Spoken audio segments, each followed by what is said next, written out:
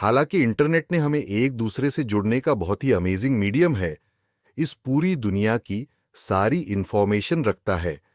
Internet पर 20 साल के जिम को यह नहीं पता था कि यह इंटरनेट उसको और उसके दोस्तों को एक ऐसे जाल में फंसा देगा का यहां से निकलना नामुमकिन हो जाएगा।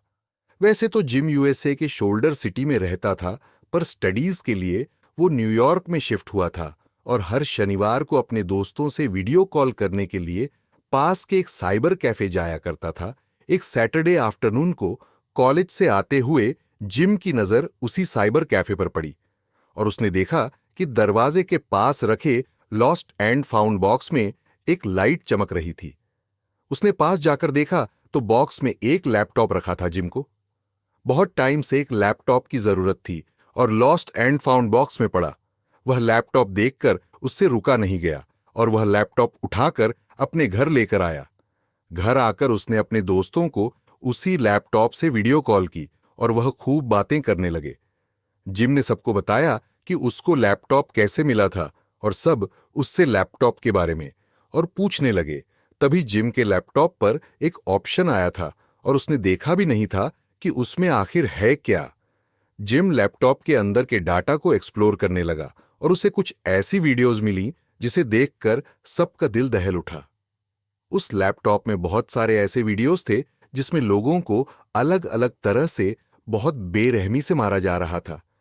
जिम और उसके दोस्त ये सब देख ही रहे थे कि उनमें से एक लड़के मार्टिन ने सबको बताया कि ये तो डार्क वेब है, एक ऐसा नेटवर्क जिसमें दुनिया के सारे लोग एक दूसरे से बात करते हैं और खौफनाक सच्ची वीडियोस बनाकर अपलोड करते हैं। जब मार्टिन उन्हें यह सब बता ही रहा था कि तभी उसकी वीडियो कॉन्फ्रेंसिंग में एक अननोन इंसान आ गया। आते ही उसने एक मैसेज भेजा, तुम्हारे पास मेरा लैपटॉप है, वापस कर दो वरना तुम सब मारे जाओगे। ये मैसेज देखकर सबके होश उड़ गए। जिम को बहुत डर लगने लगा और वह बुरी तरह रोने लगा। उसके दोस्त उसे संभालने लगे। जिनको घबराता देख उसके दोस्तों में से एक लड़की जिम का मजाक उड़ाने लगी कि जिम यह सब उन्हें डराने के लिए कर रहा है। और तभी सैम का स्क्रीन प्ले करने लगा और अचानक से काला हो गया कि कुछ ही सेकंड्स बाद जब काला स्क्रीन हटा तब जो सबने देखा देखकर सब बुरी तरह शॉक हो गए। लैपटॉप के स्क्रीन में सैम का गला कटा हुआ था और उसकी गर्दन वहीं लैपटॉप के पास रखी थी और उसका चेहरा नीला हो चुका था और आंखों से खून बह रहा था। कोई कुछ कह पाता उससे पहले ही उस अननोन इंसान का स्क्रीन पर एक बार फिर मैसेज आया, तुम सब मेरे वेब में फंस चुके और मुझे तुम सब का घर मालूम है। यहां पर मैं तुम सबके लिए आ रहा हूं।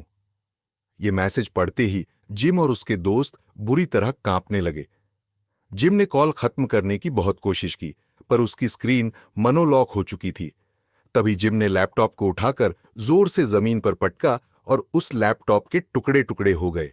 उसने जल्दी से सारे टुकड़े उठाए और जाकर उन्हें उसी लॉस्ट एंड फाउंड बॉक्स में डाल दिया।